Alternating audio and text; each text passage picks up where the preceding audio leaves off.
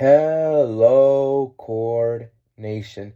Welcome back to another day of the series known as 31 Days of Learning Pentatonics, where I learned how to play pentatonics for once.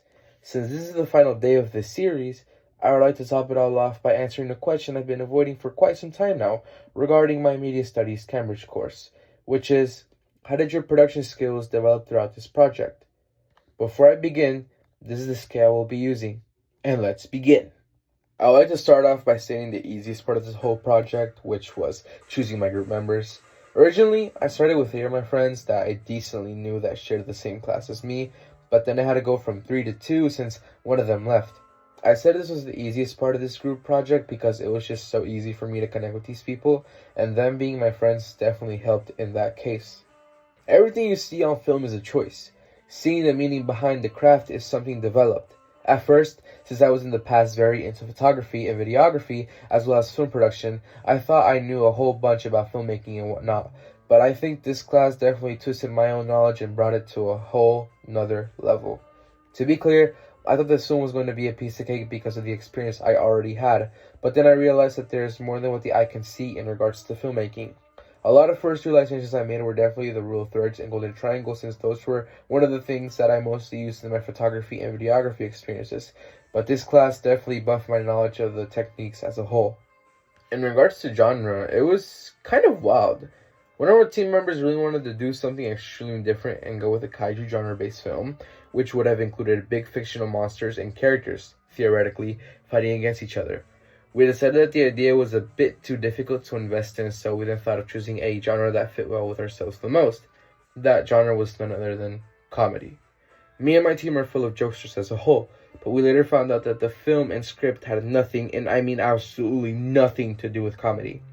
We investigated that the genres that went well with our film were horror, drama, and psychological thriller. Truly the complete opposite of what we were planning. For our first film, we went with the convention of healthcare being some type of rich, fancy, cocky, and evil organization that only cared about money and power. Using Guillermo to represent a healthcare agent, we were able to embody him as a cocky, rich, and evil manipulative person who tried to go after money and profit. Other conventions we used were things such as pop and hip-hop style background music to go along with the richness of healthcare, and a snake bite to show the evilness of healthcare.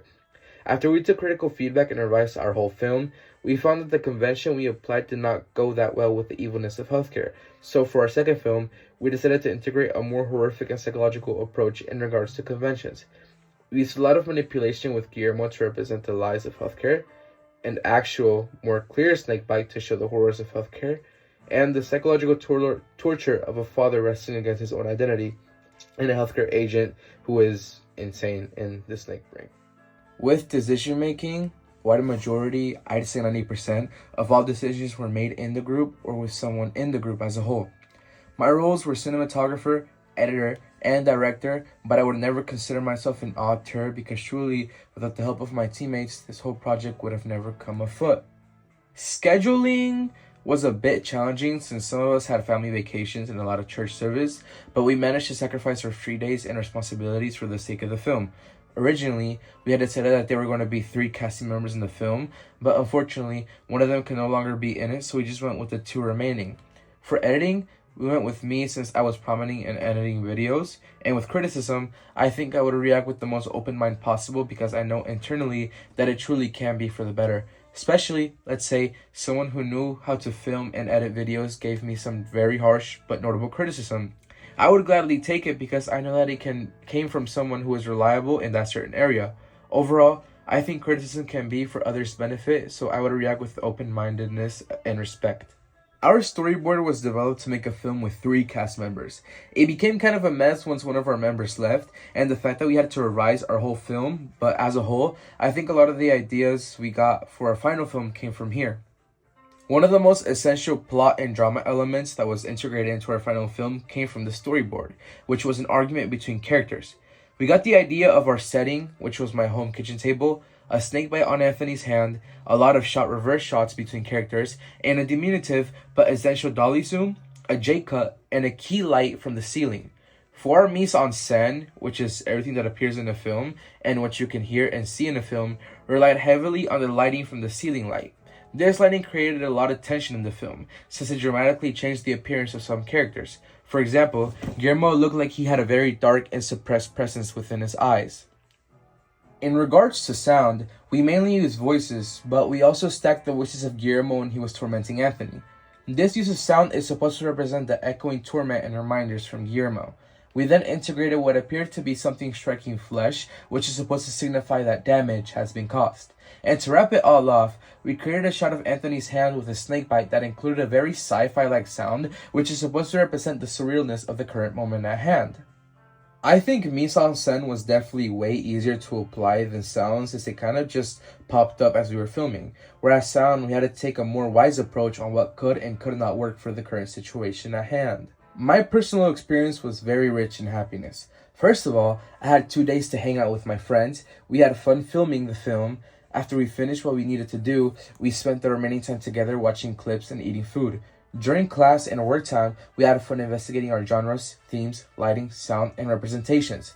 While there were some low points, such as the fact that we did still have to reshoot the whole film, and often a lot of procrastination, I think the good experience of the group completely override the bad ones. We made a lot of decisions, especially since we had to rewrite the whole script and reshoot the film. We had to talk about the decisions made based off the critical feedback, and also what the team wanted as a whole. We had to do 2 days of shooting because of the fact that we had to reshoot our whole film. For our first day, we went to my house on a weekday. We found that it was the most accessible at that time because of how busy me and Guillermo were. For our casting, we had originally planned for 3 members to be in the film, but one of them left, so we were left with 2, Anthony and Guillermo. We had already agreed that I was going to be shooting and editing everything, so figuring that out was not difficult. For day 2, scheduling was a bit difficult since Guillermo had to go to Italy when we had to reshoot for our film. Also, my involvement in church made it very difficult to plan for a time, but we managed to get it all done on a weekend day. Once again, the same 2 members and me as a shooter and editor. Alongside my other teammates, I was one of the people who gave ideas and notable suggestions. I did all of the camera work as well as editing and principal photography. I helped some of my teammates by posting certain videos such as trailers and clips, and I also contributed to the script. I contributed by making the posters, logos, trailers, short films, credits, and adjustments to the storyboard. My skill level in regards to filmmaking was already somewhat high since I had a 1.5 years of experience in photography and videography, as well as 2 in film production. So it can be easy to estimate that I had quite the amount of skill in regards to film. Still, though, I don't think what I had was enough to compete with the rigorous coursework of this class. That being said, a lot of development had to take place. I think an area in which I matured the most was definitely my technicality. In the past, most of the film-based art I did was truly all creativity and no technicality. Obviously, this project required a lot of creativity, but most of it rested like a sleeping beauty on the vast amount of technical skills needed. I learned about conventions, representation, audience expectations, and how we tried to please certain audiences, genres, scheduling, camera work, and editing. Overall, I believe that I had a decent amount of skill already, but there was definitely a lot of growth necessary to keep up with the class. I think I took criticism quite well and maturely. As I said before, I think criticism is made to benefit, not hurt. And after recognizing that our first film, truth be told, was not good enough to the standards of media studies, we had to find tips and criticisms to deconstruct and construct another film. Because of this, we were able to make a film 1,000,000 times better than our first, and the criticism we received from notable suggestions definitely helped on that matter. The credits come from a very filtered video I shot of the sun setting as I was going to church. I shot this video hoping that one day I would use it, and oddly enough, I did. I made the words that appeared on the screen white with a misty transition to give a sense of calmness. Our credits are kind of ironic to what the film truly is, but it was intentional. We made opening credits that would initially snuggle viewers into the film. The colors used in it are severely warm, which were made to make the audience also feel warm, overall easing them into the film. This later on gets completely subverted when the viewers realize the horrors and psychological torments of the film. Honestly, I think I've said enough about this film. I really liked it, though. It taught me that even when you mess up greatly, it is an opportunity to come back with greatness. It taught me valuable leadership skills, technicality, some essences of maturity, many ways to use AI, and the fact that fun can be found in classwork such as this. I am thankful to all my teammates and everyone that helped me. Truly, I could not have done it without them.